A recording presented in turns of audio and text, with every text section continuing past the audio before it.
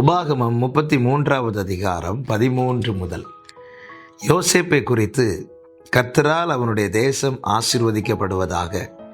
அது வானத்தின் செல்வத்தினாலும் பனியினாலும் ஆழத்தில் உள்ள நீரூற்றுகளினாலும் சூரியன் பக்குவப்படுத்தும் அருமையான கனிகளினாலும் சந்திரன் பக்குவப்படுத்தும் அருமையான பலன்களினாலும் ஆதி பர்வதங்களில் உண்டாகும் திரவியங்களினாலும் நித்திய மலைகளில் பிறக்கும் அரும் பொருட்களினாலும் நாடும் அது நிறைவும் கொடுக்கும் அருமையான தானியங்களினாலும் ஆசீர்வதிக்கப்படுவதாக.